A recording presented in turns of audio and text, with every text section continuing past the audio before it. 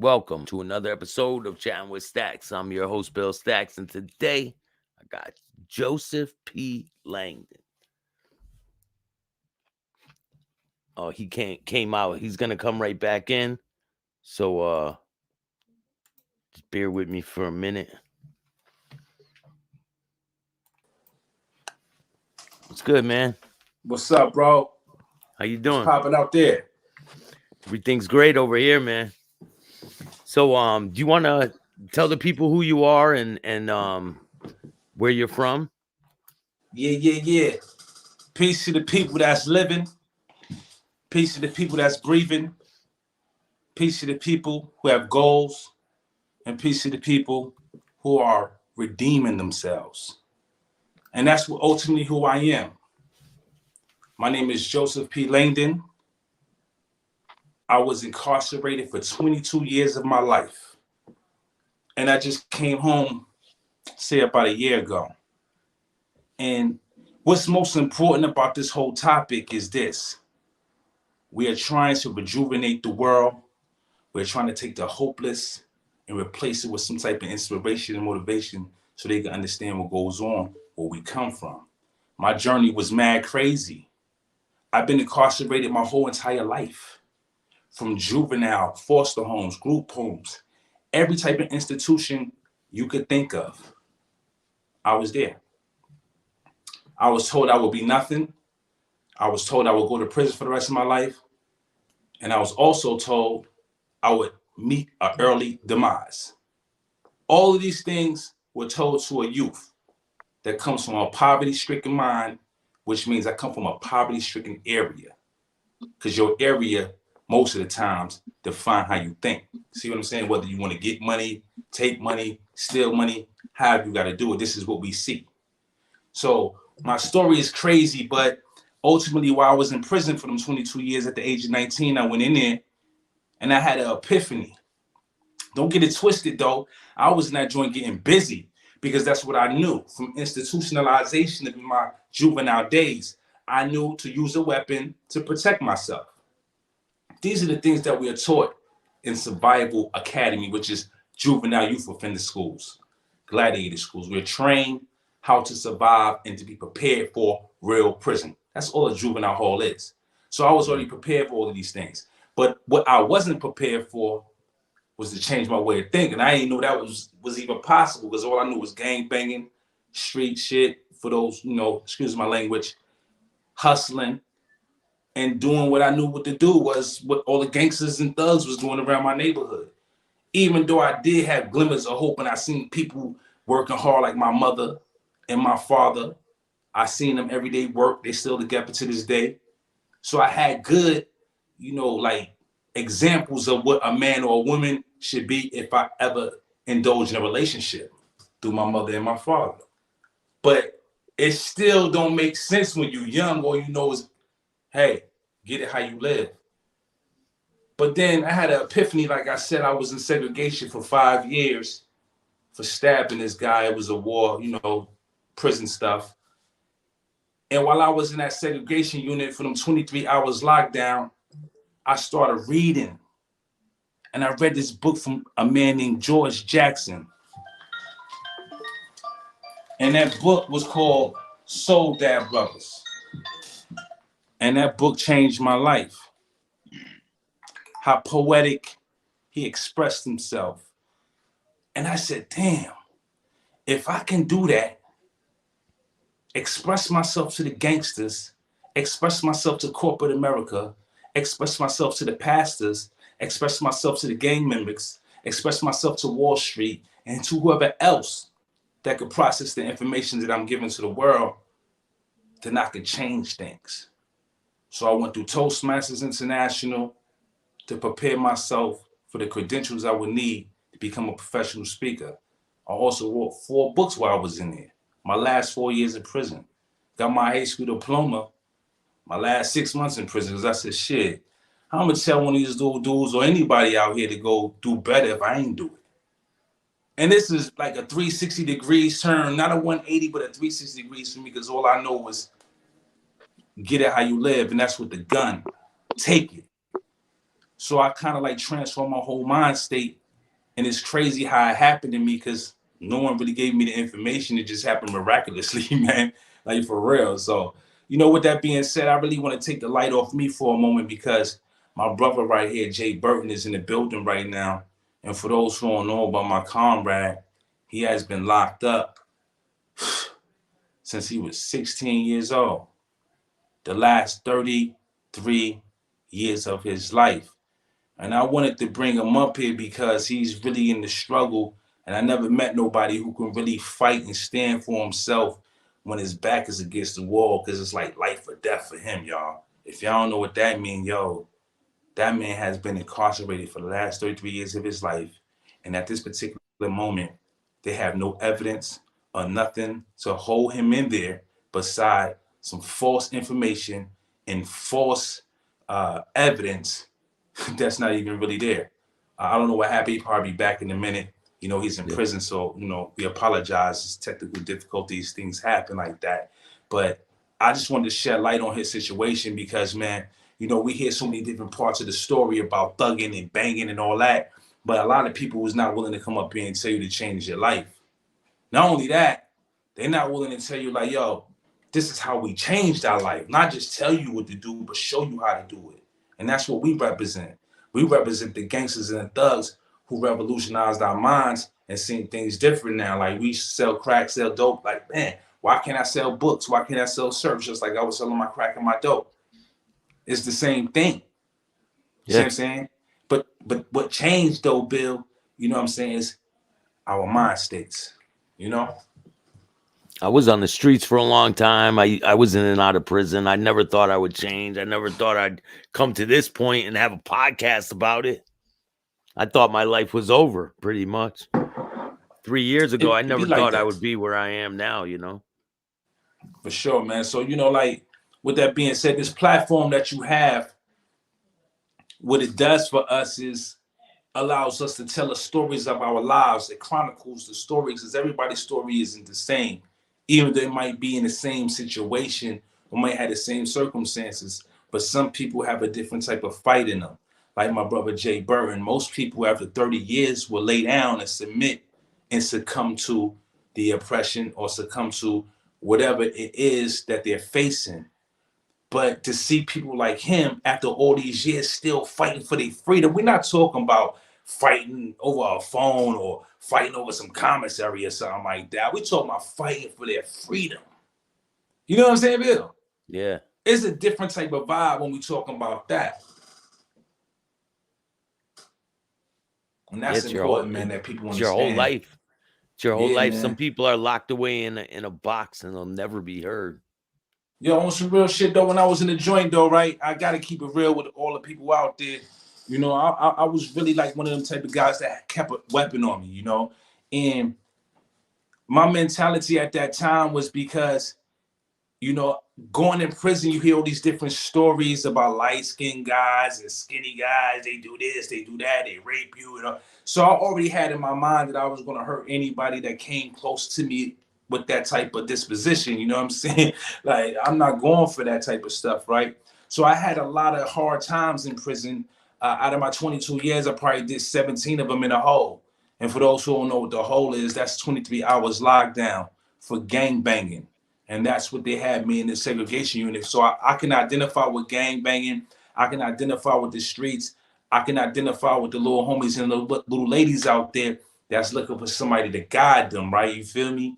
But at the end of the day, I wrote this book right here, you know what I'm saying? Because, I want to show and prove that you can have a thought and just bring it to reality, you feel me? So that was the whole purpose of me coming out here like this, you know what I'm saying? Rapping for the people, I wouldn't say who made mistakes because I really didn't make a mistake. I knew what I was doing when I committed those crimes, you feel me? But I had enough time to look back in retrospect and say, damn, not only did I hurt my moms and my family, but I also hurt the community that was around me because I could have put money in the community. You see what I'm saying? I could have helped rebuild shit. And that's how I see it now. Because all people need is a little help. What gang member you know right now, Bill, that would say, yo, hey, Bill, nah, I ain't trying to make $100,000 a year selling shirts Or, hey, Bill, I don't want to make $50,000 selling cars. There's not a gang member on this earth that'll turn down making $100,000 a year, or even $40,000 a year, Yeah. if he was properly trained, right? Yeah. So that's the problem. We're not training the people that deserve it and who need it more than anybody, you know? Yeah. They just Where let you at, people out Jay? and just push them out. Is my brother Jay up here? He's trying to come on. Yeah, I know how it is. He in the box, man. You know what I'm saying? So the difficult technical difficulties. You know what I'm saying? It could be very harsh in there, but the most important thing about it, hopefully he could tap in with us, because I really need him to talk to the people out there, man, so they can really see that everybody on the streets that's running to go to prison, once they get in there, they'll be trying to run out of there, right? So I really want to show them a person who's been victimized by the system, someone who's been in prison for 33 years because he didn't want to tell, because he wouldn't snitch. So this is the results of how the system works and how they do things. You don't want to tell on your friends? Well, we'll put you in prison for the rest of your life. Hey, what about my mom? What about my brother? What about their safety? Hey, we don't care about their safety. You either tell or you go to jail for the rest of your life. And he's a prime example of what happened to like what you're speaking about right now. All these interviews you do, Bill, you showing glimpses of reality, bro. That's what you're doing. You're showing glimpses of reality. You're showing what happens to people who continuously make the same mistakes over and over. Or even if you just make one mistake, it could fuck your life up. I've been there, man. So you were 19 years old. How much time did they sentence you to when you Yo, were that old? hey, listen, And what was going through your head when you got that listen. sentence? I might crack a smile, but ain't a damn thing funny. That's what my man Prodigy said from Mobb Deep, you hear me? I might crack a smile, but ain't a damn thing funny, right? I smile from keep from crying though, right? But as a 19-year-old, I was already, like I said, brainwashed to believe that prison was a part of the, consequences of my actions, but it's also a badge of honor, Like a especially if you rite of go through it. passage. You know what I mean? Yeah. Especially if you go through it without, breaking the rules. Put it like that. Yeah. So I already looked at it like that. Like, man, I'm going to prison. I'm about to go see my mans and them. I'm about to go see my homeboy over here. Little Pink over there. Little Pookie from around the block. I'm going to see little George from over there. You know what I'm saying? It's like a family reunion in prison, sad to say. And we look at it like it's something to brag about and shit, right? Like, because I was in a cell peeing in my bathroom and in my kitchen at the same damn time with a man right here looking over his shoulder, and I gotta protect myself from this dude watching me, right? Ain't nothing cool about that. Ain't nothing cool about having a baby, a kid, your mother, your family, and just leaving them out there for dead. Ain't nothing cool about that. But when you're 19 and you've been brainwashed and indoctrinated with this shit, that's all you know. So at 19, I didn't look at it like prison. I looked at it like, man, it is what it is. How much time I got? 58 years? Oh, oh, that's what they sentenced me to, y'all. They Yeah, sentenced me to 58 years. you're telling people how much time you got, but inside you're like, damn, Well, years. when the judge was sentencing me to this time, right? You've been in prison before, and those who haven't, and those who might have been in jail, let me give you a little bit more vivid so it could tap into your imagination and you can see it real clear, right? Now, I was charged with probably like 15 different felonies. So what they do is threaten to give you the maximum time on every felony so you can cop out to a sentence so they don't have to take you to trial and spend a lot of money. So they offered me a deal to do 15 years. I accepted it. I already had 7 years for a prior case. So 15 and 7 is 22. But they sentenced me to 58 years and suspended 43 of those years, which means while I'm out here right now, I'm on parole for the rest of my life. Wow. Do y'all hear me? So I did 22 years in prison, maxed out my entire sentence, and now I'm out here on the streets on parole for the rest of my life. You hear that? And parole's no joke, man. I know. For the rest of my life. Do I look old to y'all? No, I look pretty young, right? Yeah, to So me you think do, about these man. little homies and little ladies out there. Look how young I look. Until I grow old and gray, that's how long I'm gonna be parole, they say. Wow. It's a long time, Stay man. still ain't. Hey, Glow. Hey. Hey, that's my sister right there from Canada.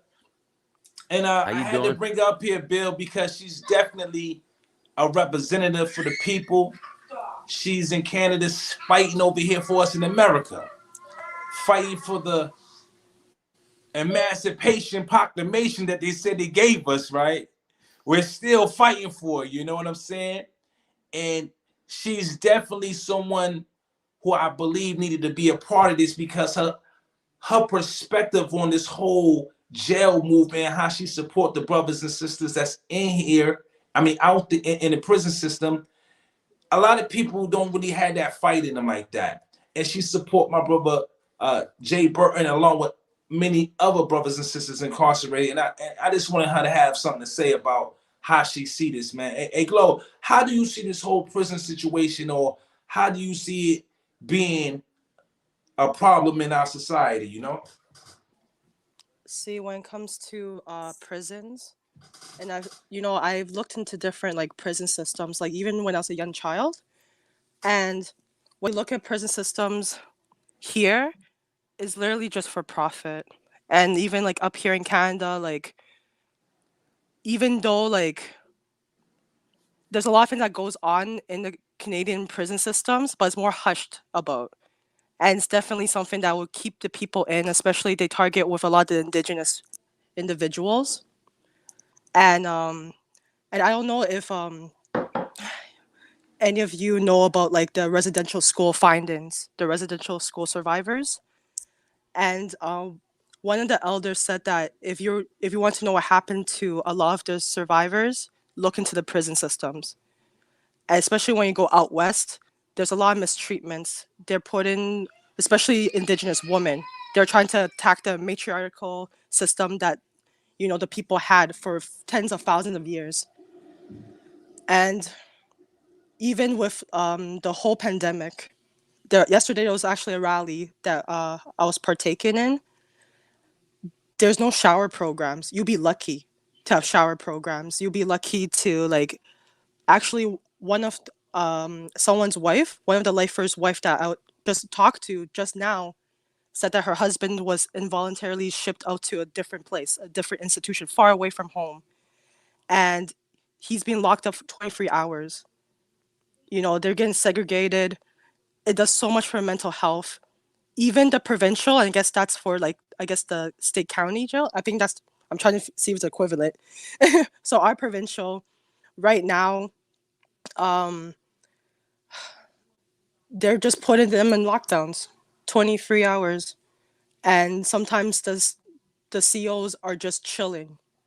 They're using this pandemic as a way to just, you know, do do whatever they want to do. And when they finally let the people out, it creates a power vacuum. It creates a power struggle now, right? So when everyone's coming out, now it's just like, who gets to use the shower? Who gets to use the phone? Or they put into predicaments where either use the phone or the shower. And I have been with even some of my former partners who have been in provincial. Same thing. Sometimes I won't hear from them for even a month, 2 months, because they chose shower. I'm like, yes, of course, choose the hygiene. But me being a loved one, a support one, I don't know what's going on. So just seeing how these systems are, and now when people are being released, and with Canada, we have snow, even winter time. They're being released without the clothing. Some of them who are arrested during summer times and being released in winter, there's actually been cases that people have died from being literally frozen to death. And you could look more into information in the Toronto Prisoners' Right on their Instagram. And when it comes to a lot of the system, when because the correctionals, they have a lot of funding. Like they have a lot of funding. So up here is more of government. We don't, from what I know, there's no private, or even if it's private, it'll be like maybe a portion that's privatized. So with them, um, with the government now, it's like a lot of the funding. They cut down a lot of programs. Even with the pandemic programs, they don't let visitors. They cut down. They actually, in the beginning of the pandemic, they canceled family visits. So what would I do that to an individual? Especially, I can only imagine the very beginning. Maybe they haven't seen their wife, they haven't seen their kids, they haven't seen their girlfriend, they haven't seen their mothers for months. And now when they get a chance to see it, oh, COVID, you can't see them. And the most funny thing is that the COVID outbreaks is from the intake staff. They're the ones who literally pass it to everybody. And now they're shipping everybody everywhere. And now our situation is now a lot of the provincial now, a lot of the provincial people, they are either faced with being shipped out to a whole entire new province.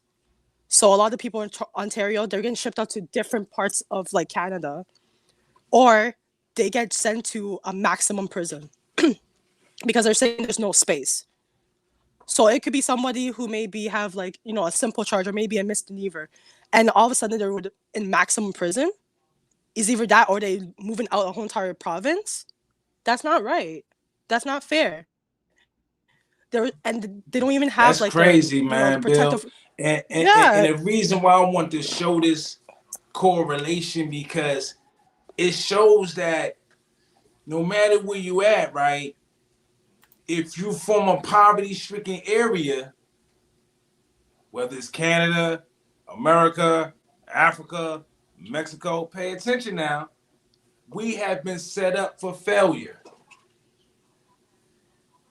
Like when you were in prison, how much help did they give you before you came out?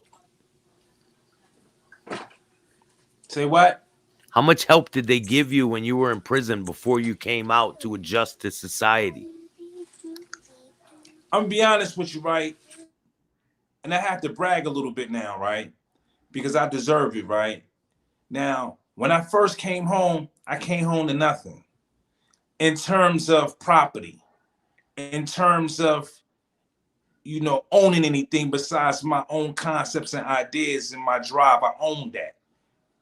And along the way, like I said, I met some good people that happen to be angels, right? I just didn't recognize it then.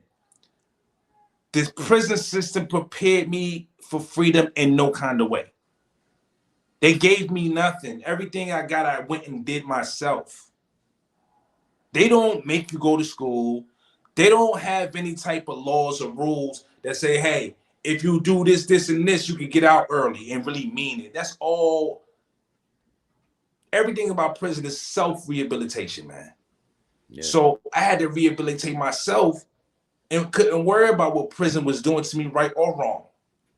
So while I was in there, like I said, I got my certification to be a professional speaker.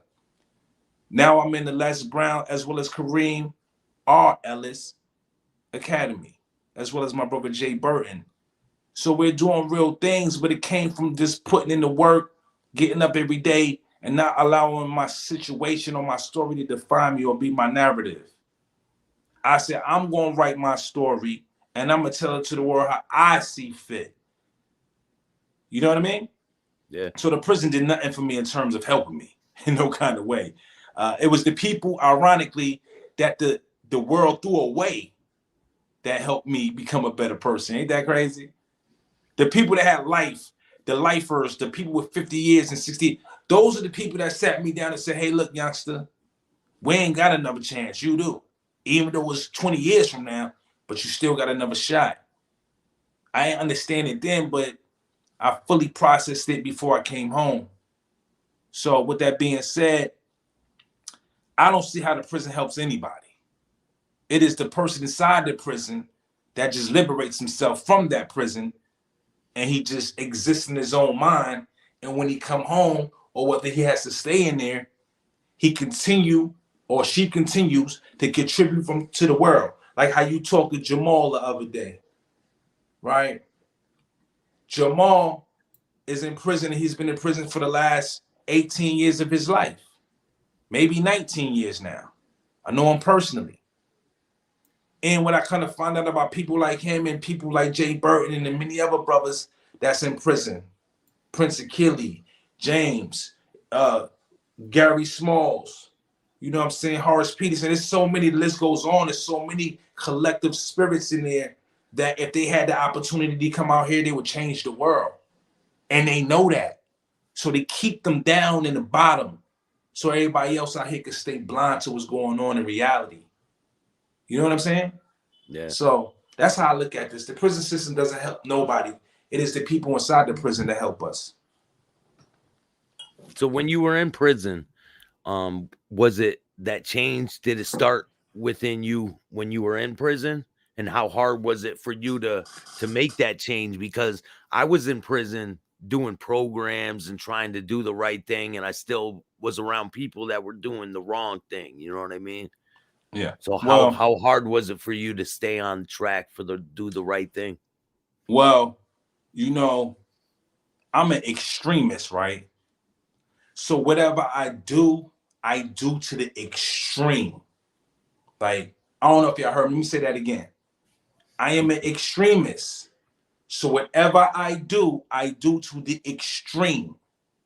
So when I was in prison, my development took years. I was a late bloomer. I didn't become aware of what was going on. I didn't even know I was in prison my first 10 years. I didn't even realize where I was at because of the cycle. It's a process that the transition from the projects or from the hood to prison is not really a big transition because they look like each other. There go Jay Burton. Let's get Jay Burton in here. Let's talk to Jay Burton, man. What's up, hey, man? Tell me a story, Jay. I'm glad you're here, brother. Tell me a story, but they don't know what's going on. I've been trying to get on. I've been trying to get on and keep falling and keep dropping, and it was driving me crazy. But how y'all brothers doing, brothers and sisters, comrades, and freedom fighters and liberators and everything that goes along with freeing our people. So yeah. Now where y'all need me to start off at? Because I've been going in and out and I couldn't hear y'all. Well, I heard most of it, huh? Tell them what's going on with you, man. Tell them the strength, man. Your beautiful strength you have, man. My name is Jay Burton, aka Ajamu. I'm from Los Angeles, California. I've been incarcerated for the past 33 years. I am the founder of the Black Lives Matter prison chapter and also the vice president of No Comrades Left Behind. We have two of our comrades here. Hopefully by the end of this thing, we have Bill as a comrade. Salute to you, Bill. You already know, man. Yeah, but yeah, the struggle is real. Joseph seen me doing a few things on the internet, via this prison cage, right? And he seen me reaching out to a lot of people trying to get the word out what's going on behind these walls, because for the most part, we are the voiceless. So most people don't hear what's going on behind these walls. So I utilize my time when I buy these phones to get the voiceless to be heard. And when I can't say nothing, got people like Joseph out there saying something on the East Coast. We got little sis Glows out there in Canada doing her thing. And Bill, from what he done told me, you doing your thing, man. He was like, man, this is a brother you need to meet. So he bigs you all the way up. So I respect that, man. Thank you. Yes, I'm saying he really spoke really highly of you. And he been introducing me to a lot of influential people. And for you to be in that mix, you wanted them influential people. So I really appreciate him even giving us this platform to share with you. I appreciate that, man. Yes. So I've been fighting this fight for 33 years since I was 16. I'm 49 now. And I've been dealing with a corrupt system, dealing with these Los Angeles sheriffs, their gangs versus our gangs, literally. And you could Google Los Angeles sheriffs gangs, you will see that they got gangs. So it's their gangs versus our gangs. And they got me caught up in a lot of stuff with dealing with a a gang murder. You know, I grew up as a blood. And you know, during the years I transitioned because I had to transition because, you know, it was my purpose. Although I am in here for a crime that somebody else committed, I'm not sitting here crying and going through all that old stuff. You know, that's the lifestyle that I was in, right?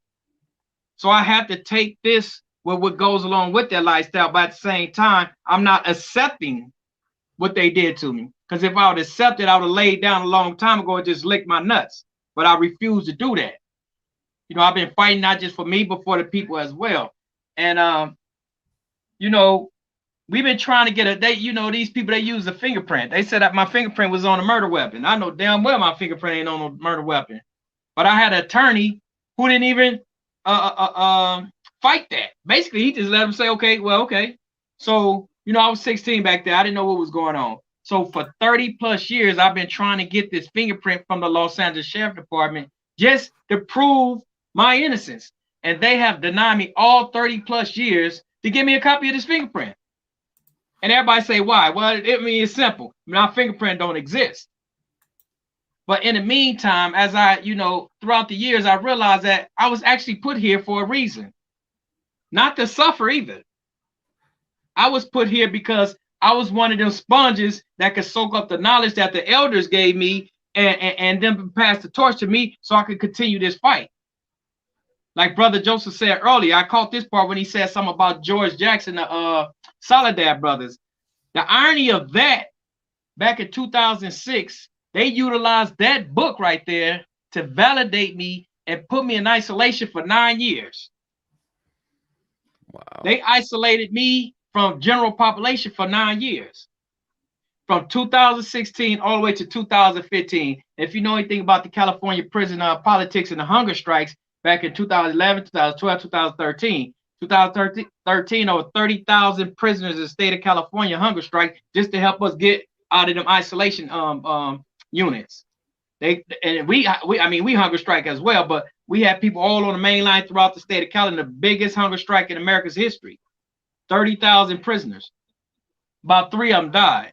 You know, so this shows that people put their lives on the line to help us get from back there and them traps that they had us in. And I also have to realize that if people can put their lives on the line for me, why can't I put my lives on the line for them? Although I've been putting my life on the line for damn near 25 years when it comes to freedom fighting, liberating the people, not only just liberating us physically, but liberating us mentally. Because that's where we got to start from. We got to free ourselves from here before we can actually free ourselves physically. Because those on the street are just as more enslaved than I am now. And when I mean enslaved, I mean trapped. We got to get out this trap. So, you know, within the last year or two, I've been really advocating on social media, trying to get the word out there, trying to get what happened to me throughout these years out there. And slowly but surely, things have started to manifest into something. Things are starting to come about now. By utilizing social media, things has been manifesting for me in a good way. I done been through everything you could think about in prison, but now in these last 2 years, because of the fight that I've been fighting, it's starting to pay off. Although I didn't come into the fight looking for I do this, you do this, I do this, you know, the give and take thing. The thing is, I came in there because I knew that there was a need for people like me who was getting the knowledge from the elders who was fighting. It was getting that knowledge and continue that fight. Because most of us in here don't fight. We don't fight for shit. Oh, we'll fight each other quick though, but we won't fight the system for nothing. And that's where we're trapped at. And it's time to change that. So when I press and people starting to see my press, they starting to see what Joey doing, and people are hearing that me and him is connected, and they trying to figure out, wait a minute, how did they make that work? You don't need to know how we made it work. It worked, and you got to get, and hopefully you could try to figure out how to make something work for you that's constructive for the people. Because the things that we're doing is backwards. I've been involved in a lifestyle that's been around for 50 years, and it has, and what I mean by a lifestyle that's been around 50 years, I'm talking about blood cripping. That stuff has not did nothing for us. So now what I tell dudes I say, look, I'm not tripping that you've been a part of a gang, but try to make that stuff work for us now, and not against us anymore. We got to find ways to make it work for us now. And that's what my voice is for. There are times that I can get a bunch of Bloods and Crips together and come in a cell, and we'll go live, because I be wanting people to see that it's not all that hyped up in prison as you may think it is when it comes to this Blood and Crip stuff. We all realize that we have a common cause, and that common cause is liberation. But a lot of times we got to realize liberation is just not a physical thing. And that's what we get trapped at, because a lot of us think liberation is about the physical. So we get caught up, and we get back out there, and we repeat the bullshit that get us right back up in here, because we never liberated our minds. I am ready, and if I don't ever make it out there, I did my part. My legacy will live on. My legacy will live on, and I refuse to, like I say, submit to what the oppressors have done to me. I refuse to submit. I'm never going to submit. They tried to break me by sitting me back there in them underground, in them isolation units. Out here, they got a prison called Pelican Bay State Prison. And in they shoot, which is the security housing unit, which is Supermax, is underground. They kept me back there for several years trying to break me. There were people that was breaking. And I can't say, that's a good or bad thing that they broke. It just different circumstances. Some people can handle it, some people can't. There was times that I couldn't handle it, but somehow I'm here today. That shows you that I made it. And I do understand that my struggle is for a reason. That I had to suffer and all this old stuff for a reason. So I'm gonna use my suffrage, and I'm gonna give to the people so they don't have to experience what I'm going through. But I got to also keep reminding them that the freeing yourself, you got to start with the mind. You got to recondition your mind. Basically, you got to destroy the way you think and rebuild it.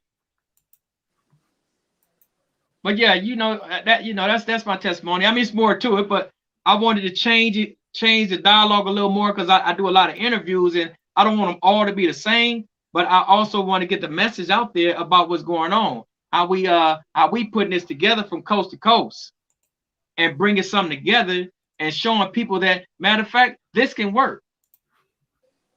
This gonna be a tried and proven thing. We also got a documentary that we're working on. It's called Godson Buried Alive. Now, I wrote this book right here. I wrote this book. It's called The Life and Times of a LA Blood, Shattered Mirror by Jay Burton. This book right here, it covers my life of me growing up in Watts, California. Support that book, y'all. Support that book. And it might have a different book cover on it by another week, because I was just playing with some things, and people want to know what shattered mirror means. Now, when you're looking at yourself in this mirror right here, you see this mirror image of you. You see a real perfect reflection of yourself. But if this glass that we're looking at right now was shattered, you would see an imperfect picture of a reflection of yourself. So shattered mirror is based on my imperfections, me growing up the way I grew up. So that's why I call it Shattered Mirror. And The Life and Times of LA Blood, that's self-explanatory.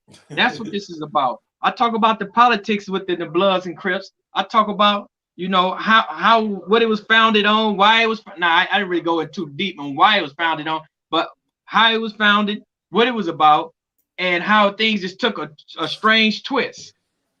And when it took that strange twist, things just went all the way bad for us.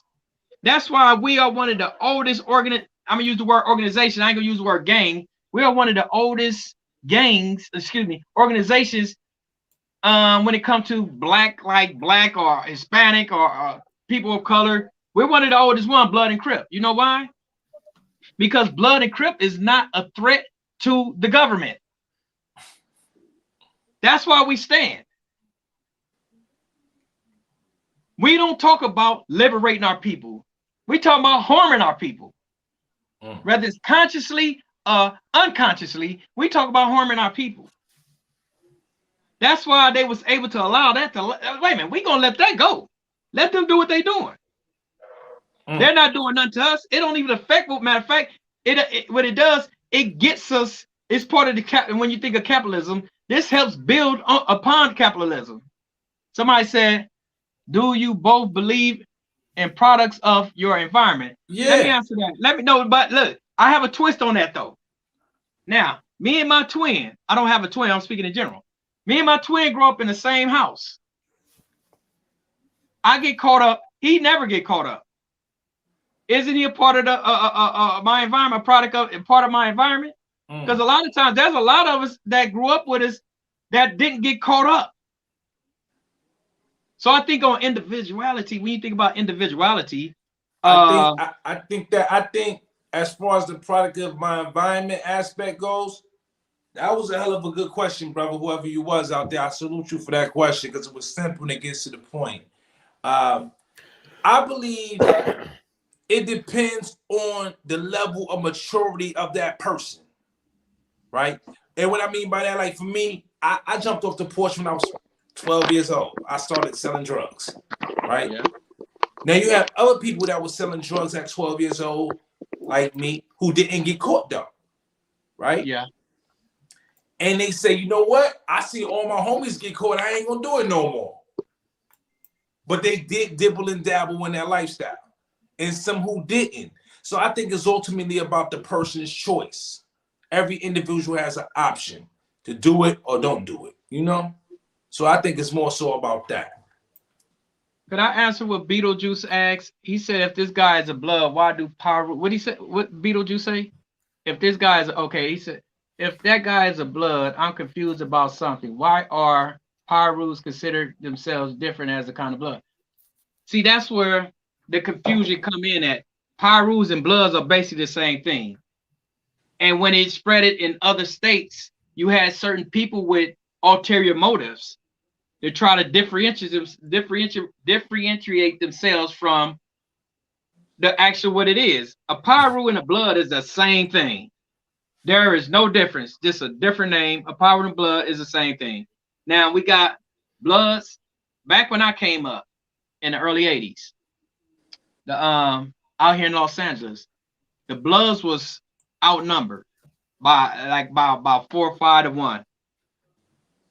It was much harder to be a blood coming up when I was young. And so we had to earn our stripes, the bloods, because it was a whole bunch, especially coming up in the like Joseph was talking about the juvenile halls. When you was going through them juvenile halls, it was mandatory that you get cracking. Mm-hmm. That was a mandatory thing, especially if you was a blood, because no matter, it was always 5, 6, 7, 8, 10 Crips to 1 blood. And them Crips is not finna let you sleep just like you just came in there doing that. They gonna line you up. Most time they gonna brat pack you, or they gonna line you up and they gonna do what they do. But I'm one of the ones, it's so bad. Let me go. Bloods was more close knitted back then. In the, let's say, the late 90s or the early 2000s, a lot of bloods start going in different states. And then you got them, you know, connected with rappers and all this stuff. So bloods start growing in numbers. And then when bloods start growing in numbers, just like with the Crips, because it was a whole bunch of Crips. So the Crips start beefing with themselves, as well as beef with bloods. Bloods wasn't beefing with themselves because it wasn't that many of us to be tripping on each other, because we always had to be together. And then so when the Crips got so many of them, they start beefing with each other because they got nobody else to beef with. Because remember, when Blood and Crips started, they started with teenagers. Tookie Williams that started the Crips. They was teenagers. So imagine these guys isn't even conditioned politically. I'm talking about socially conscious. These guys are not socially conscious. Okay, when we put this together, we're gonna build it like this. Them dudes wasn't even socially conscious when they came with this. Most of the time, we became socially conscious when we went to prison. And when we went to prison, we came back home with a little knowledge. But the majority wasn't trying to hear that stuff. So when the blood started getting a bunch of numbers, that's when we start tripping on each other. And when we start tripping on each other, we like, well, we power rules, well, we bloods. Man, we're the same thing. Because when you look up the history, you see the blood started in LA and the power rule started in Compton. LA, Compton, and Watts, all that stuff is all the same thing. we're all literally right, maybe 10, 15 miles away from each other. And when Pyru started in Compton on it's a street in Compton called Pyru Street. So this is how the word Pyru came about. And like I say, Pyrus and Bloods are no different. It just people starts their own little cliques and stuff, and they find somebody we need to beef with. So they beef with these cliques, usually probably for drug wars. People want to run this turf to run their drug empires or whatever they may be. I don't know. I might be giving them too much info. It's basically a subset. Yeah, everything is subsets. They said, does Treetop most of the shots in LA? I heard someone say that. Does Treetop call? No. I mean, I really don't want to speak too much on the gang lifestyle. I mean, yes. I mean, here's it. No. The Bloods that runs LA, you're going to hear it's the Bounty Hunters. And I ain't saying that because that's where I'm from. Because the Bounty Hunters, they some of the most powerful Bloods in California. Then you got the Black P Stones. And you got the Pyrus, because it's a whole bunch of different cliques of Pyrus in Compton, whole bunch of them. And so then the Pyrus, if you bring them all together, but all the Pyrus in Compton don't even get along with each other. So it's just a whole bunch of tricks going on with all this stuff. But no, Treetop don't really run nothing. Then again, I'm not gonna say that about them. They straight because they my homies. And this dude says, now that you're 49, are you past gang politics? Are you still involved? That's a perfect question. I be honest with you. You know, I don't press blood and Crip in prison. I press togetherness with all races in prison because we all up against the same common enemy, oppression. And I'm one of the ones that brought the Bloods and Crips together in these prisons. I'm not the only one, but I'm one of the ones. When, say for instance, a racial war go on. If a racial war go on with the blacks against the Mexicans or the whites against the blacks, these guys are not going to look at me as a non-active blood.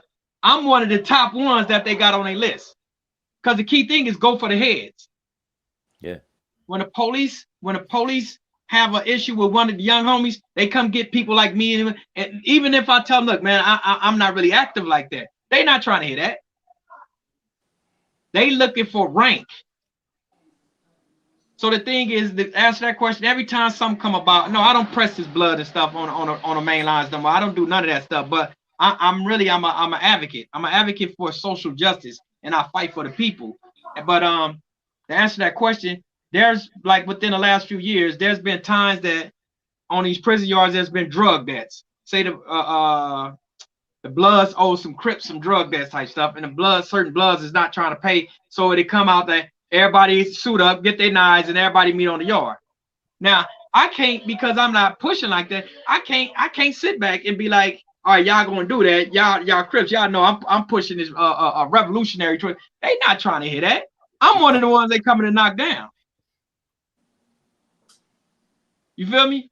Even though they know that I'm not pushing that, I'm still one of the ones they coming to knock down. So I know once I get out, then I could just, it could be completely over. But I don't, like I say, I don't subscribe to it, but I already know, I know where I'm at. I'm not finna sit here and act like these dudes don't know who I am. He said, you seem to be in a perfect position to educate youngsters. That's what this is about. That's what we trying to do. That's exactly what we're trying to do with this No Comrades Left Behind. See, that No Comrades Left Behind, that's a cold statement. Don't look at it as just what we talking about, people in prison. Your comrade is the same person that's out there on the street with you that'll die for you, or your girl may be your comrade, your ride or die. So no, comrade embodies a lot of things that deal. It's relationship. It's about that relationship, that bond that you have with people, and you don't never want to leave them people behind. Right now, we got producers that's been hitting me up, that's trying to help us with these documentaries. This documentary got going on. But those people like Joey Glows and Monique, OG Tech, a JQ, all them people like that. My boy Lorenzo, people like these, they was with me when it was just me and a cell phone. I'm not gonna leave my comrades behind because people in Hollywood is calling on me now. Yeah. These are the people that struggled with me. That's what we mean by leaving no comrades, no comrades left behind. We don't leave them behind because we know we all accept each other for who we are, and we're all in certain positions to better the team that we got. So I'm really glad to hear that, comrade. You got support, homie. Just keep riding through this. Yeah, That's what's up, man. Yo, man, that's why I brought him up here, man, because I knew this is what we all needed, man, including myself, because he's a constant reflection of myself when I think about where I came from and how hard I worked on myself. So I really wanted people to see my comrade, man, because he's really in a jail cell and he's really putting his life on the line. And he's also putting himself on the line for even speaking to us right now. But he knows that his voice and his message and what we're doing as a collective is just bigger than the segregation box. These are the things that people need to hear. And that's why he's here, because we need to rally behind him right now. Not just say, hey, we like you, we like what you're saying, but we really have to rally behind this brother who's been in prison for 33 years, y'all. Yeah. Come on now. Do y'all hear what this man is saying? Do y'all hear the intellectual inspiration coming out of his mouth? Yeah, let me explain something. I got this young sister that's on this live with us. Globes. This Hey. woman she's very young and she has a beautiful soul. And I want the listeners to understand something. Me growing up the way I grew up really in like with that banging stuff. I was really with that. And when it comes to these prisons, I was really with the front line and all that, because my thing is I knew they was coming to kill me. So I was really with that. Joey, he was with that. But we got a sister, this little young sister right here. For her to accept the invite into this No Comrades Left Behind, for people like Monique and OG Tech and all them that accept what we got going on, we are real genuine about this. We're not our whole thing. We're not color tripping, race tripping, none of that. We want people who are loyal to the soil when it comes to this struggle. We won't. I mean, because we know we've been helping people from our positions, and we're not high up in position, but we've been helping a lot of people in our position. And she's way in Canada. People in Canada feel us. They know who we are, because they know when we talk, we're not talking to brag about nothing. We're talking to help the people, to let them see, okay, I've been in here since I was 16. I'm 49 now. Joey did 22 years of his life up in there. So y'all can see that even if you're doing time, Joy, he's considered a success by far when you look at it. He defied the odds. So this is the pattern right here. We need to create these patterns now to defy them odds. This is what I do. Let me see. People are saying something. Hey, look, I want to Glow. Yes. I want you to explain without me trying to force you to say anything about, your relationship to us, or you had expressed something. No, I'm not gonna bring that because you expressed that to me about when you dealing with us. She didn't know us, but now that she knows us, I mean, what effect has we had on you? I'm trying to figure out how to word this. Glow. Yeah, I'm here. Did you hear what I said? Yeah, I heard what you said. Okay. So basically, within a short time of Jay, like, because Jay's also like supporting me like in mentorship too, right? And no, I could share a little bit. Like, I was literally raised up by old timers, rounders, lifers. At the end of the day, it wasn't the community leaders. It wasn't like, popular people that everyone looked up to. It wasn't like the society's like, role models, quote, so-called role models. It was literally old timers who came out. A little bit about myself. You know, I had my life experiences. I haven't really talked about it. It's only maybe the past 2 years I really opened about it. So even when I connected with Jay, I instantly just had like, I was comfortable.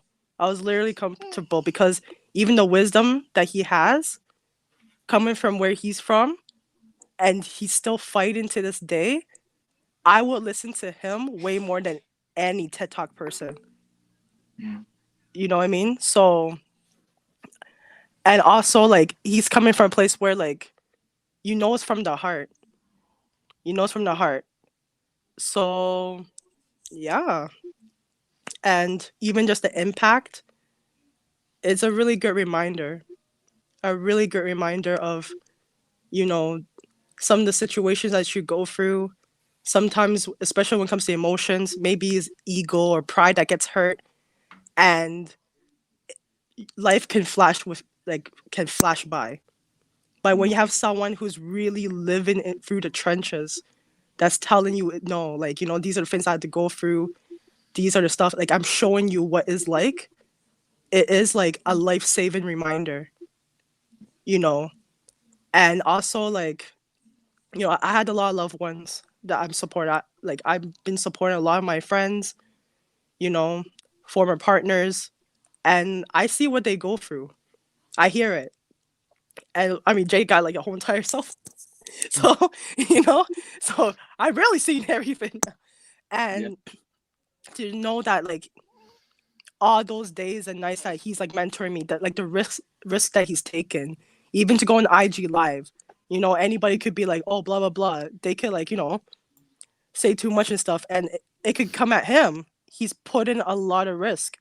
And for him to like put in so much, just get his story out, get like a lot of the voices that are not heard. For someone like me, I have to fight harder. I have to fight harder. I have to fight harder for people like Jay. They're trusting us with so much information. Even this interview right now, he's saying so much gems. He's dropping a lot of gems. And he's literally taking the risk of like maybe, like, I don't know, maybe the staff may like treat him, rough him up just to try to silence him of what's really going on. So we had to fight 20, 50 times harder. Jay's already fight 100. We had to fight 1,000, 1,000,000 times harder.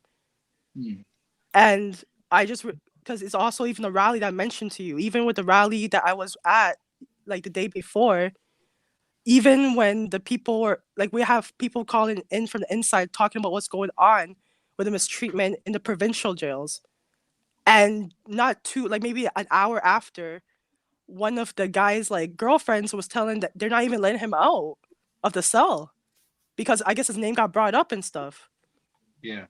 So he's taking the risk too. Even the other guys who literally broke down every single thing that's going on, he already stated, you know what, after this, they're going to probably make my stay a little bit more difficult. And he's trying to sugarcoat. I can tell. Like, I know they're going to rough him up. Yeah. So, and when it comes to the young cats, honestly, that's a whole different discussion. Maybe like Jay and everyone could talk about it. But there's some of them, they listen. It just takes the right person to listen. And like, that's why like I'm trying to get Jay to some of the workshop and book club programs in the new year. Yeah, so surprise. But yeah. Yeah. So sis, let me jump on that. Let me jump on top of that. Let everybody see what you look like so they can put a face on you. Now let me say something. Somebody asked out of 10 G's, out of 10 gang members, how many listen. For the most part, I'm gonna tell you, all gang members listen, but because we have this ego, this false ego, this like foolish pride thing, or this ego, because we care about what our peers think of us. And a lot of times our peers may think that doing the opposite of what we've been doing so long is considered soft. So a lot of times we don't want people to know our peers to know that, damn, I really feel what he's saying. But I think they might see me soft for being on some, I'm gonna use the positive type shit. So they probably be like, so a lot of time, a lot of us gang members listen. I had one of my partners back in the days when I first came to prison. I was around 1920. He used to spit all this positive stuff to me. He didn't know I was low key listening to him, but I didn't want him to know that I was listening to him because I was on some turned up shit. But all the time I was really listening to him. But I would never tell him because of my foolish pride. I would never tell him, man, I feel what you're saying. I like what you're saying, but I wouldn't tell him that. But years later, I went on and told him, like, you know what? I used to really listen to you. So that was to a question somebody asked, if out of 10 gang members, how many listen? All are listen. But the thing is, who would be receptive? Maybe about 2 or 3 would be receptive to it because, like I say, peer pressure is a motherfucker. He said, when the gangs are robbing all the old people, pushing food carts recently. What to say? Remember when the gangs were robbing all of the old people, pushing food carts recently? I think it's stuff that's going on in the streets. There's people following people home and robbing them. Yeah, see, look, there's a small fraction of people that do stupid stuff like that. But the way the media put it out there, it'll look like it's more than like it's everyone. Yeah, like it's everyone doing that. Yes. Yeah. The media know how to focus on certain things and make it appear that it's just out of control in the hood like that. They know how to do that. But even the ones that is doing it, they file for it. I mean, they really file. I mean, we got to deal with a lot of us don't want to really address the mental health issues. A lot of these guys, even in here, they got some real serious mental health issues. And I'm not saying you got to go see a psych, but you got to do something with it because your mind state is all fucked up. Like I was saying earlier, you got to destroy this mindset and rebuild it because we've been indoctrinated with so much trash. So everything that goes on is about trash. Let me give you an example. I always talk about this. Is like what I love hip hop, but I don't like a lot of the stuff that you hear today. A lot of the stuff is trash. But let me tell you something about that trash. The trash is the ones that seem to make it the highest, get the most radio plays. The trash, because people say, "Oh, I don't like what they're saying," but I listen to the beat. Well, let me tell you what that beat does. That beat will hypnotize you. That's why you say you like the beat so much. It hypnotizes you. But all the trash is getting recorded into your subconscious, and it's constantly. So your subconscious start making you do things you don't even realize what you're doing because it was planted. That seed has been planted and it's constantly being watered. And when you watering that seed, it turns you develop a corrupt plant, and it's gonna have you to do corrupt things, do immoral things. I just use that as an example, a small example of why we do some of the stuff that you be like, man, what the hell is wrong with these dudes? Somebody say, can't type at work. Happy New Year's. Happy New Year's to you, my yeah. So it's a preach it, Burton. That's right. Next, I see we got a William. I see William must be an East Coast. Oh yeah, this is an East Coast audience, huh? Yeah. All love to the East Coast. Salutes. Yeah, but I gotta wrap this up though, man. But I'm definitely gonna have you guys back on. You have a lot of knowledge, man, and I want to get more into your story on the next ones that we have. No doubt. Big salutes, man. Everybody out there, man, go rock with us, man. Joseph P. Langdon. Go rock with my brother Jay Burton. No comrades left behind. Black Lives Matter prison chapter. We in the building. Rock with us, man. We about to save the world, man. You heard? Don't forget about Glows. Don't forget about Glows. Give a shout out, Glow is the big homie. You feel me? she's the little sis, but the big homie. Cause she y'all gonna see what's going on with Glow in a minute. Yes, she is. I really. Hey, Brooklyn but yeah, in the building though. I see my Brooklyn Nets in the building. Brooklyn in the building. Yeah, I see y'all. I'm letting y'all know. You already from the east to the west, y'all. Y'all got my. If y'all want to hit me up, y'all catch me on Instagram at Freedom4J Burton. FREEDOM, a number 4, JAYBURTON. Holla at me. Stay up, Staxx. Thank One you, love. man. Know Thank what you, you're doing, brother. Staxx. Thank Keep you, it up, bro. Staxx. You have a good one, man. Do your Definitely. thing. Make sure you guys All hit the good. like, subscribe, and notification bell so you can get my videos every time they drop. Till